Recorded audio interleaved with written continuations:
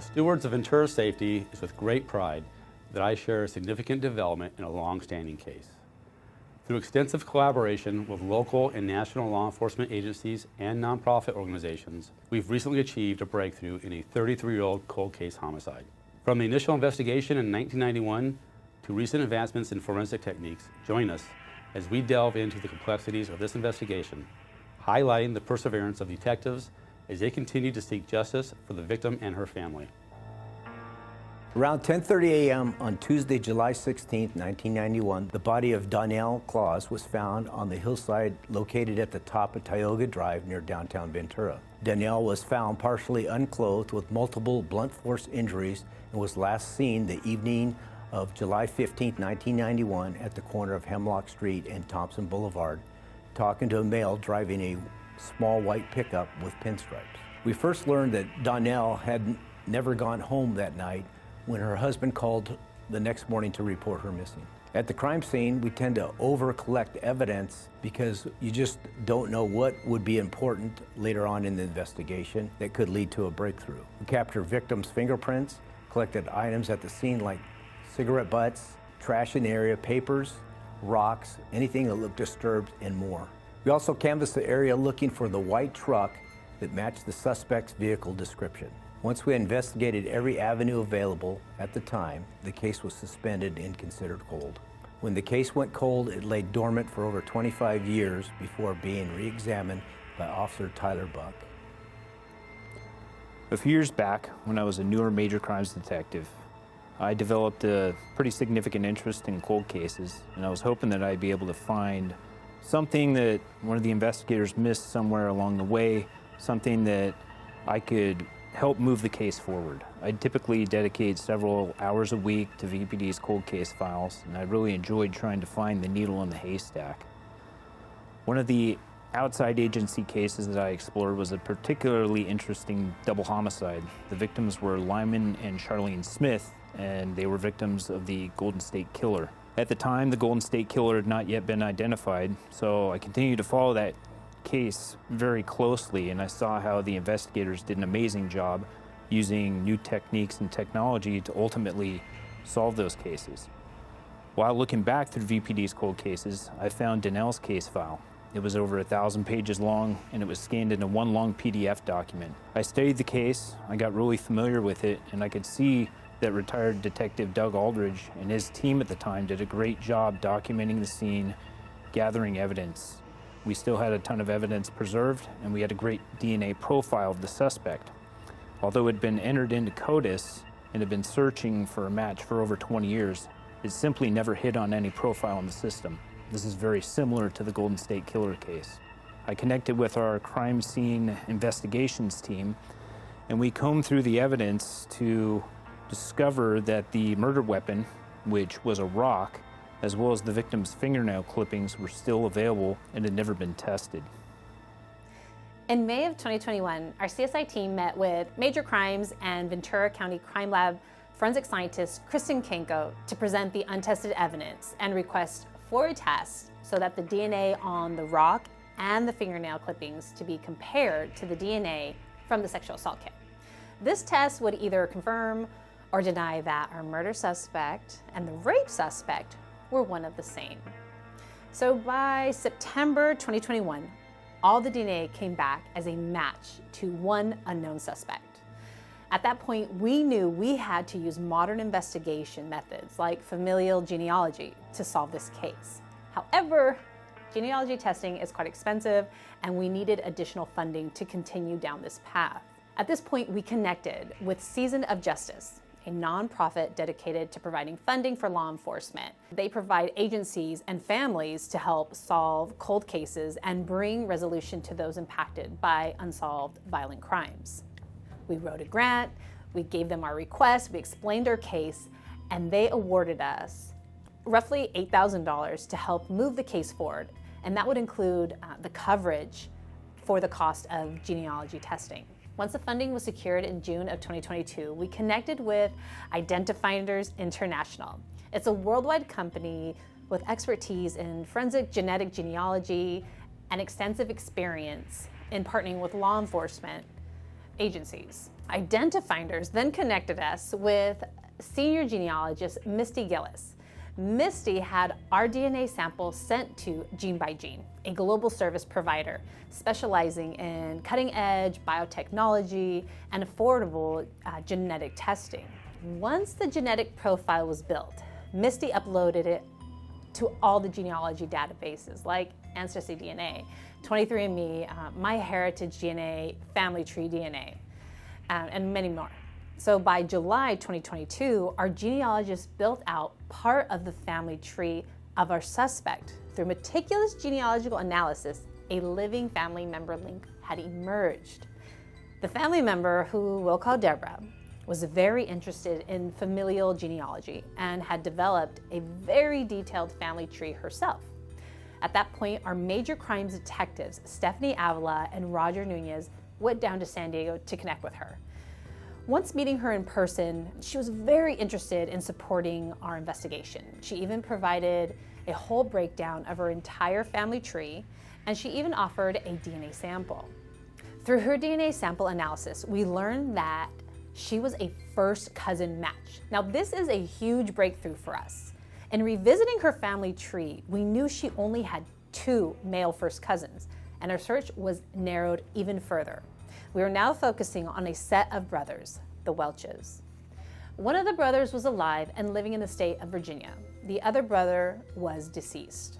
At this point, we're kind of at a standstill on how to proceed, as we didn't have the staffing or the resources available to send 2 of our detectives out of state to sit and obtain a surreptitious DNA sample. In October 2023, members of our cold case sexual assault unit, comprised of District Attorney Investigator Yumi Kirk, Supervising District Attorney Investigator Paul Walsh, and Senior Deputy District Attorney Brent Nybacker, assisted Ventura PD in further developing a profile on both brothers. Our team was able to uncover distinct characteristics of each brother that would further narrow the identity of our suspect. We learned that Larry Welch, the deceased brother, had brown hair and hazel eyes, while the living brother had blonde hair and blue eyes. This analysis revealed with a high degree of confidence that the suspect had brown or green eyes and brown hair, consistent with the appearance of Larry Welch. However, we needed DNA from the living brother to rule him out and confirm Larry Welch as the murderer. We contacted the Virginia State Police to see if they could assist us, as the living brother lived in that state. Special Agent Jonathan Johnson was tasked with assisting us in contacting the living brother. Investigator Kirk flew to Virginia, where she and Special Agent Johnson met with the living brother, who was very helpful. He provided important details about Larry's life, and also voluntarily provided a sample of his own DNA for analysis. Ultimately, the living brother's DNA sample was tested by the Virginia State Police, and they were able to confirm that the living brother was not the suspect. Further, they established that the living brother was a full sibling of the suspect. This result confirmed that the suspect DNA found at the crime scene belonged to Larry Welch.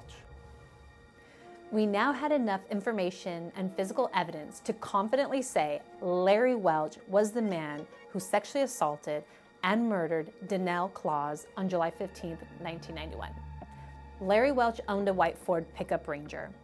He had a P.O. box in Ventura the year of the homicide, was seen by an eyewitness with Danielle that night, and was seen by another witness circling the top of Tioga Drive later that evening.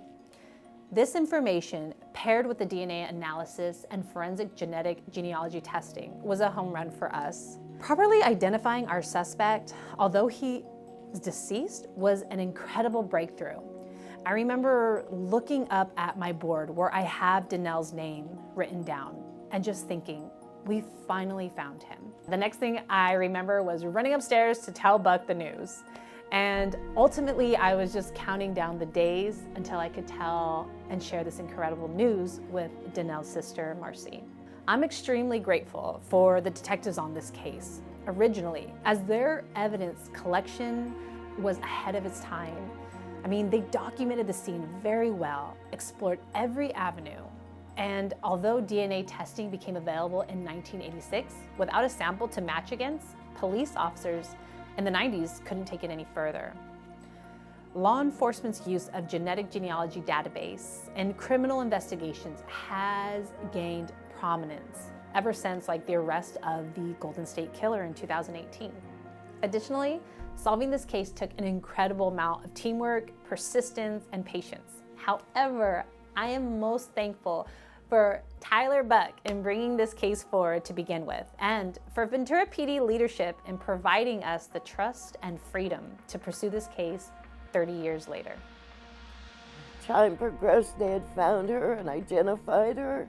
I remember going to see her in the mortuary. I remember she was so badly beaten that she was unrecognizable.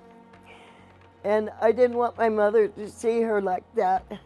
It was just devastating, holidays, and I always prayed that not so much there'd be justice, but that I'd be able to know who did this. 31 years later, my prayers were answered. They did a phenomenal job, and I'm so grateful.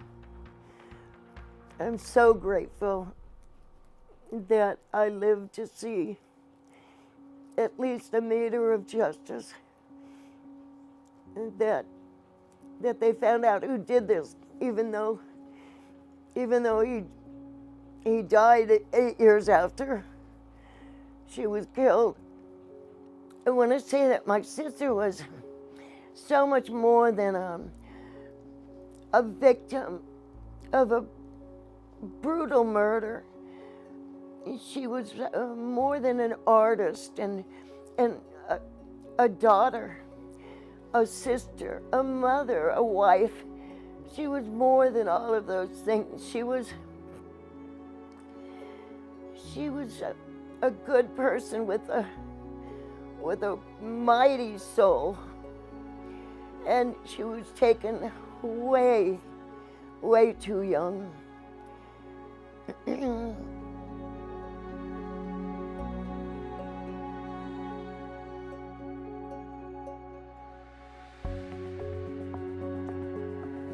I am extremely proud of the invaluable team of professionals who dedicated their expertise to pursuing this case and bringing justice for Danielle Clause and closure for her family and friends.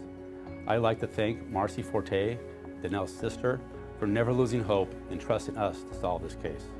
I'd be remiss if I didn't mention that Ventura Police still has over 25 cold cases within our archives, including homicides, missing persons, and unidentified deceased individuals. In 2022, we published a webpage with short summaries of each unsolved case, hoping our community can assist in filling in information gaps. We have a commitment to the victims of these crimes and to their families that have been affected by each one of them. Every tip that is shared, no matter how small, has the potential of being the missing piece of information that we need. We remain steadfast in bringing justice to victims and their families, no matter how much time has passed. Thank you.